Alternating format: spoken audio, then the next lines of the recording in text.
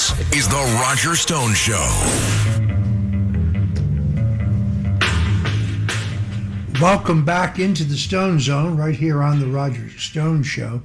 When I saw the president's address in which he announced that 220 million U.S. voter files had been acquired by the Communist Chinese, I knew that one of the guests that I wanted for today's show was one of the single most brilliant election law lawyers in the country today. That is Cleta Mitchell. Cleta Mitchell has practiced law for more than 30 years with experience in law, politics, and public policy. She advises corporations, nonprofit organizations, candidates, campaigns, and individuals on state and federal and election campaign finance law. She is the expert. That's why I'm anxious to get her opinion. Cleta, welcome into the Stone Zone.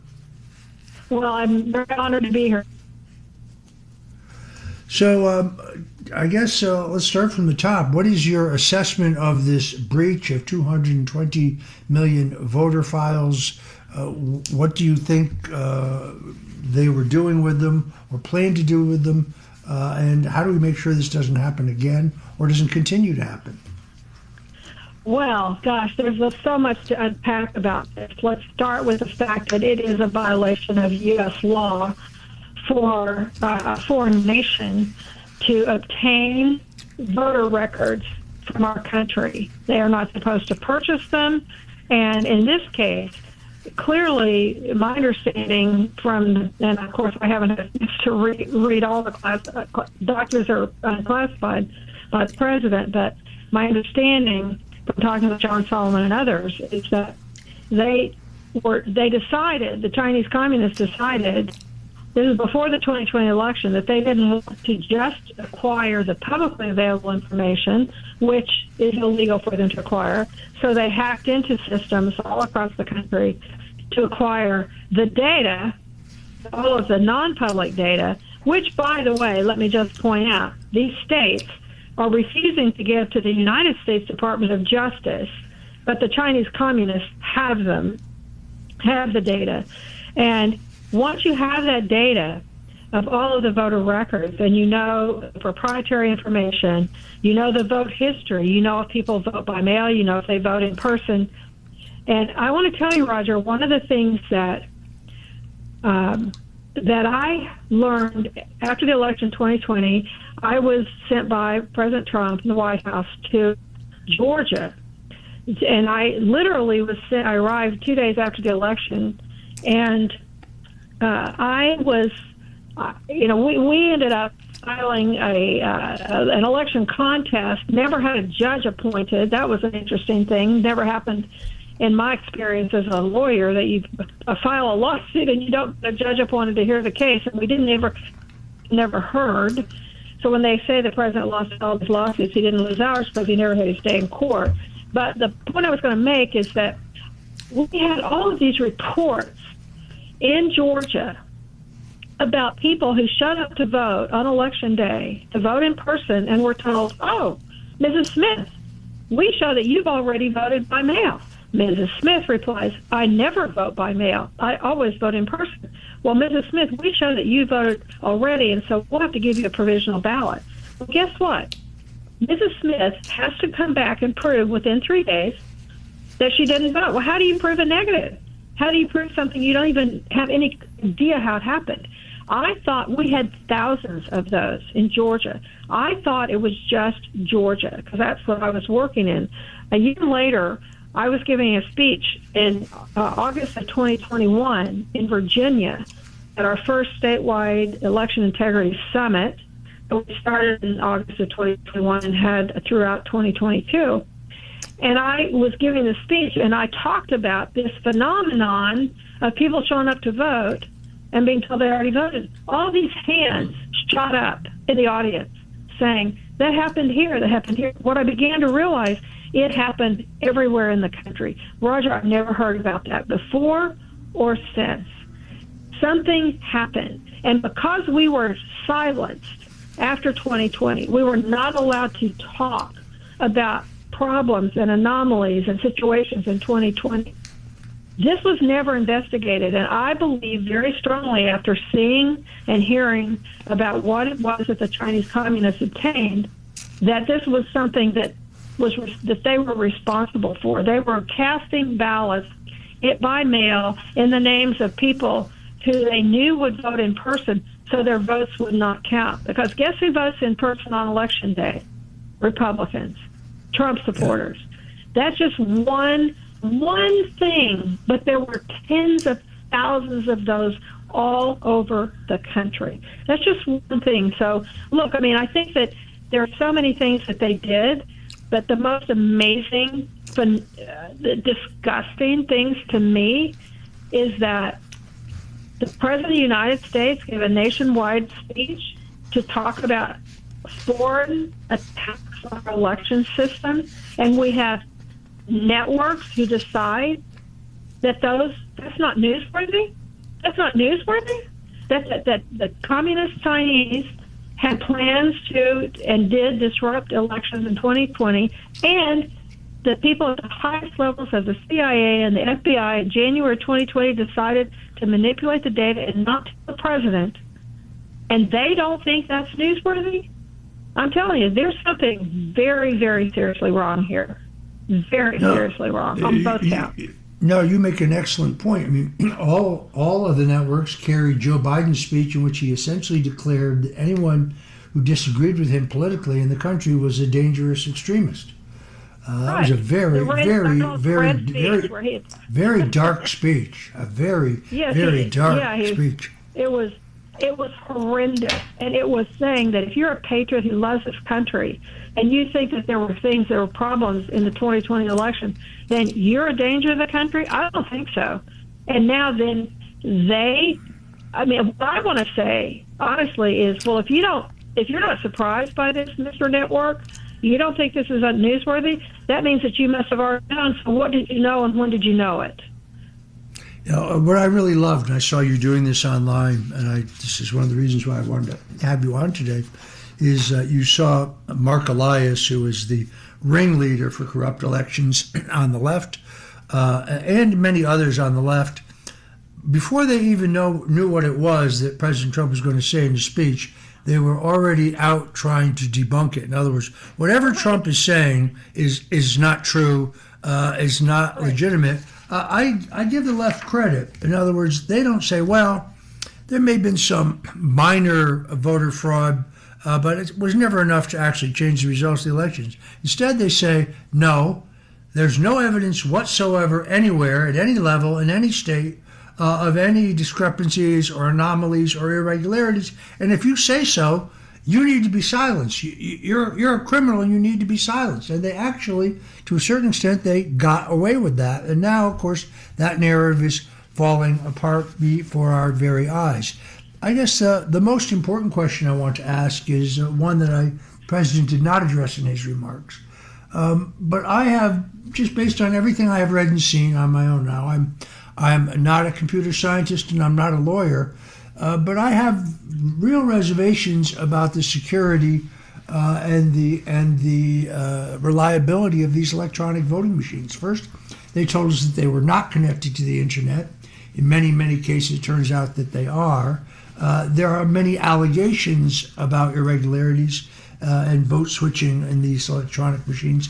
What, Cleta, is your opinion? Well, look, I will tell you, we were preparing the lawsuit for the election contest in Georgia. We ended up not including anything about the voting machines because we had to do it very quickly because there's the clock is ticking when you're preparing an election contest. And we didn't have any experts. We needed to be ready to go to trial the moment we filed the lawsuit. And I am someone, and I said to our team, we had a team of volunteer attorneys, because, of course, all the people who are being paid, honestly, by the Trump campaign and the RNC wouldn't touch any of this with a 10-foot pole. Just remember that little fact. Yeah. And so we were working on this lawsuit, and I finally looked around the table at our volunteers, our volunteer lawyers, and I said, look, I'm not an expert on this. I can barely work my iPhone. But I said, So we didn't know. And so we didn't include anything. But fast forward, I've spent 5 years with people around the country working on election issues. And what I've come to conclude is this. I can tell you 2 or 3 facts that are just basic facts. Number one, Congress, after the 2000 election in Florida, the Bush-Gore election, the Congress, the Democrats insisted, of course, we had a Republican Congress, but the Republicans went along with what the Democrats wanted to do, which is often the case, and they passed a law that told every state, you've got to get rid of the old lever machines, you've got to get rid of the punch card systems. And that started the process of getting these electronic voting machines. And there are people that I have come to know and admire and respect who started immediately after that law passed and said, this is a recipe for disaster. These are not secure systems. And so for the last, the first system that was certified, the standards for certification were adopted in 2005.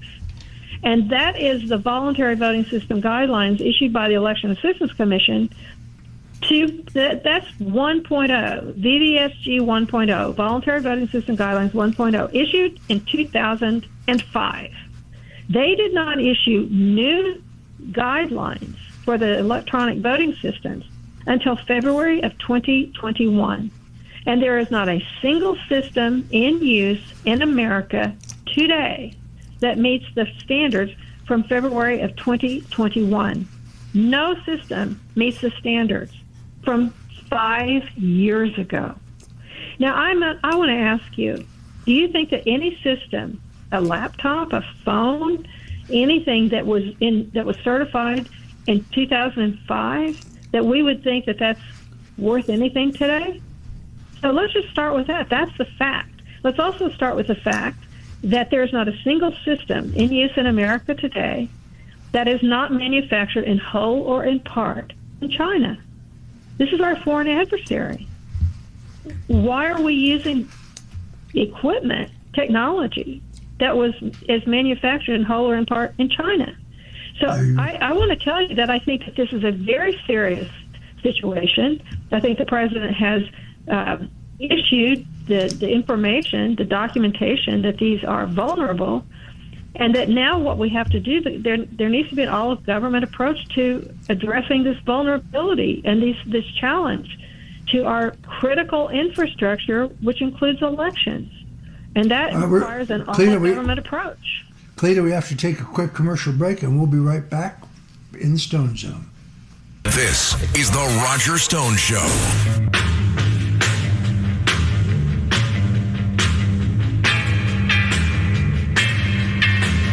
This is the Roger Stone Show. A man who's gone through hell, but he's kept going, and he's smart, and he's strong, and people love him. Not everybody, but people love him and respect him. Roger Stone. Now, here's Roger Stone. Welcome back to the Roger Stone Show. We've got about 4 minutes left. We're talking to Cleta Mitchell, without any question, one of the most brilliant election law lawyers in the country, who for more than 30 years has represented corporations, nonprofits, candidates, campaigns, but a solid conservative and a great, great woman. And I'm very pleased that you were able to join us today, Cleta. I guess my question here is, looking at the 2026 elections, if you could wave a magic wand to ensure that our next elections, our next federal elections, are honest, fair, and free, what would you do? Well, the first thing I would do is require that we vote on hand-marked paper ballots, pre-printed on security paper, hand-marked paper ballots, pre-printed on security paper. That people would mostly vote in person at precincts. People would be assigned to precincts based on where they live. So you would know exactly how many ballots were needed in a given precinct, because people would be registered and they would vote in those precincts, voting in person. And the only people who would be voting by mail would be people who had an inability to get to the polls to vote in person, and you would have to have three or four reasons why you wouldn't be able. You're in the hospital, you live in a disability facility, you're traveling, you're not in the jurisdiction on election day. But so we have, so that we would know who is there and voting, that we would have the opportunity to review all the voter rolls in advance, make sure that everybody on the rolls is eligible, lives in the precinct, isn't dead, is a citizen, isn't a felon,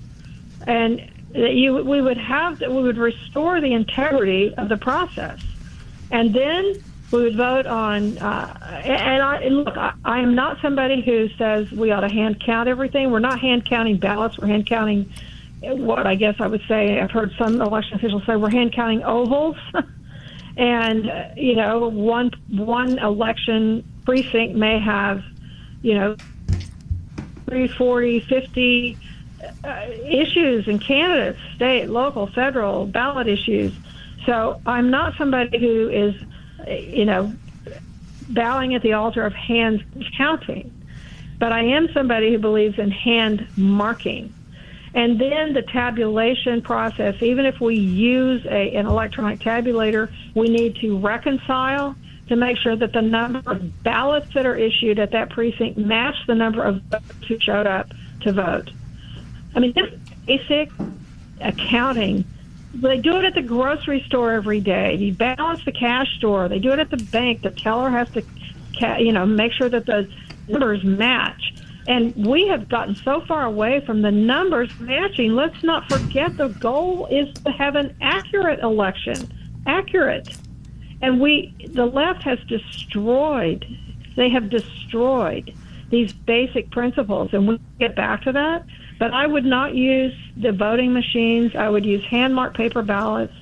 I would make sure that we had, as most people voting in person, we would have reconciliation at the precincts before certification, so you know that the ballots issued match the number of voters. And then, let the chips fall where they may. But this is what we've got now is a situation that goes back to Tammany Hall and the ward healers and things we got rid of 100 years ago, Roger. 100 years ago. All right. We have to leave it there. I want to thank our guest, Cleta Mitchell. You can find her on X at Cleta Mitchell. That's Cleta Mitchell. Check her out. Make sure you follow her. Cleta, thanks for joining us. We'll be right back.